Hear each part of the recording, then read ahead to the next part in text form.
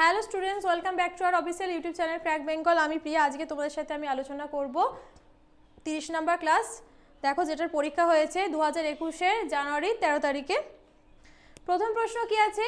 Dash হায়দ্রাবাদের remote sensing satellite data অধিগ্রহণ এবং প্রক্রিয়াকরণ, ডেটা বিতরণ, এরিয়াল রিমোট সেন্সিং এবং দুর্যোগ ব্যবস্থাপনার সিদ্ধান্ত সমর্থনের জন্য দায়ী। কোনটা দায়ী? দেখো, অপশান 1-এ আছে জাতীয় তথ্য বিজ্ঞান কেন্দ্র, অপশান 2-এ আছে Indian Institute of Science Education and Research, option 3-তে আছে National Remote Sensing Centre, option 4-এ আছে ভারতীয় মহাকাশ গবেষণা সংস্থা ইসরো। তো এটা রাইট অ্যান্সার হবে National Remote Sensing Centre, NRSC, যেটা অপশান 3-তে আছে। নিচের কোন স্থানে নটরাজ নামে একটি পাথরের পুরুষ নৃত্য মূর্তি আবিষ্কৃত হয়েছিল? এটা হরপ্পাতে। আস্কি এর পূর্ণ রূপ কি? হ্যাঁ, আস্কি কোড, ঠিক আছে। এটার পূর্ণ রূপ হচ্ছে American standard code for information interchange. এই আস্কি কোডগুলো অ্যাস্কি, ঠিক আছে। এই অ্যাস্কি কোডগুলো কেমন হয়? যেমন এই যে হ্যাশট্যাগ, @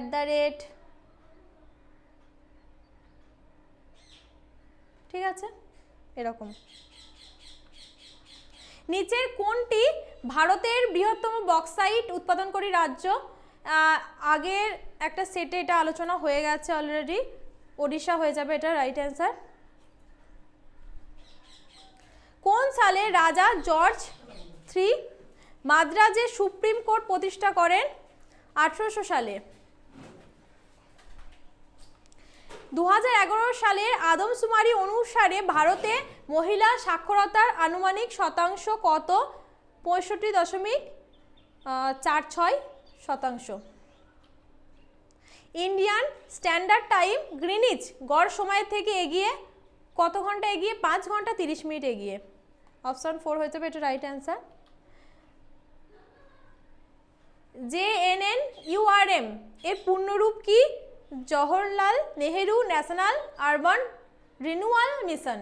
এটা তোমাদের এটা কষ্ট করে একটু মনে রাখতে হবে, নোট ডাউন করে নিতে পারো। এগুলো মেমোরি লেভেলের কোয়েশ্চেন, কিছু করার নেই, এগুলো মনে রাখতে হবে। সোভিয়েত প্রজাতন্ত্রের স্বাধীনতা ঘোষণাকারী প্রথম দেশের নাম বলুন। প্রথম দেশ হচ্ছে লিথুয়ানিয়া।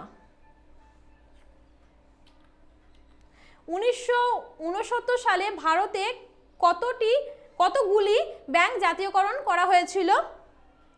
14টা ব্যাংক, ঠিক আছে, জাতীয়করণ করা হয়েছিল। ভি বালসারা নিচের কোন বাদ্যযন্ত্রের সাথে যুক্ত ছিল? ভি বালসারা যুক্ত ছিলেন পিয়ানো নামক বাদ্যযন্ত্রের সাথে। একটি কম্পিউটার ডেটা প্রক্রিয়া করার জন্য নিচের কোন ভাষা ব্যবহার করে থাকে? বাইনারি ভাষা ব্যবহার করে থাকে। কোন দেশ 2018 ফিফা বিশ্বকাপ জিতেছে? ফ্রান্স। নিচের মধ্যে কে হিন্দ স্বরাজ বইটি লিখেছেন? মহাত্মা গান্ধী লেখেন। কত সালে? না, 1909 সালে। হিন্দ স্বরাজ বা ভারতীয় হোম রুল নামে এই বইটি 1909 সালে মহাত্মা গান্ধী লেখেন। ভারতীয় স্বরাজের দাবিতে তিনি মহাত্মা গান্ধীজি এই বইটা লিখে থাকেন। মানব সম্পদ উন্নয়ন মন্ত্রক কখন সমগ্র শিক্ষা অভিযান চালু করে? এই স্কিমটি শিক্ষার গুণগত মান উন্নত করা এবং শিশু ও শিক্ষকদের ক্ষমতায়নের জন্য প্রযুক্তি ব্যবহার করার উপর জোর দেয়।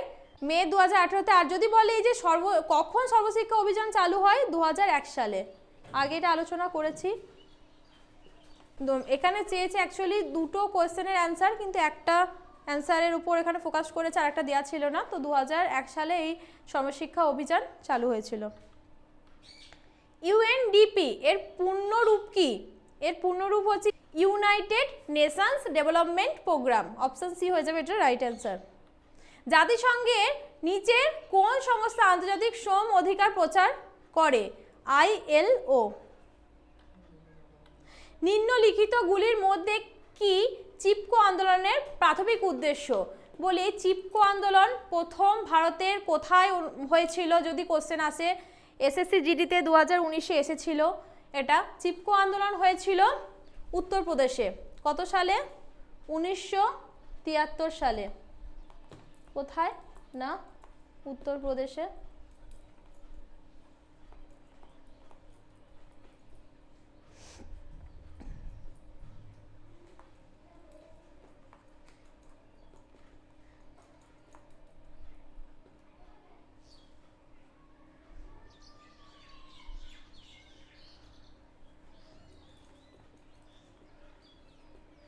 ঠিক আছে, এবার এর প্রাথমিক উদ্দেশ্য ছিল কি?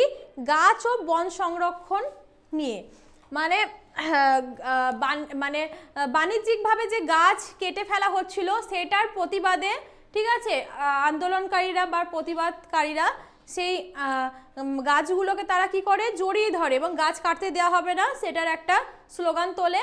আর এই চিপকো আন্দোলনের মানে কার নেতৃত্বে হয়েছিল এটা যদি প্রশ্ন আসে তাহলে এটা হবে সুন্দরলাল বহুগুণার নেতৃত্বে।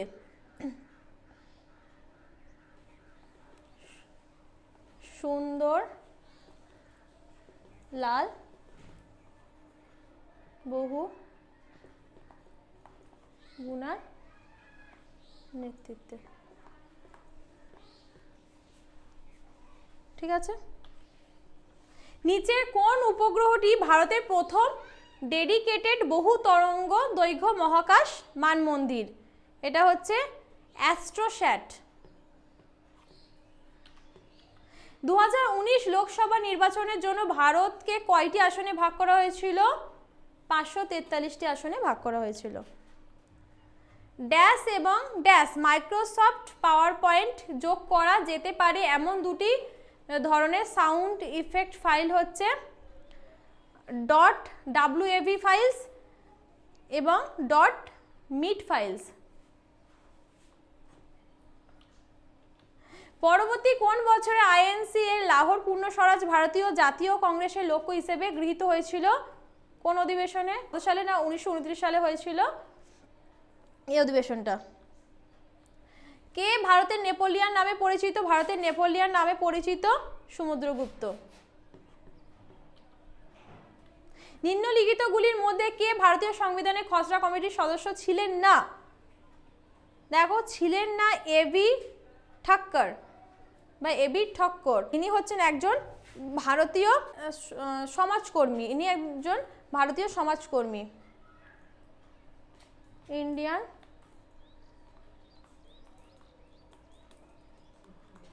Social worker.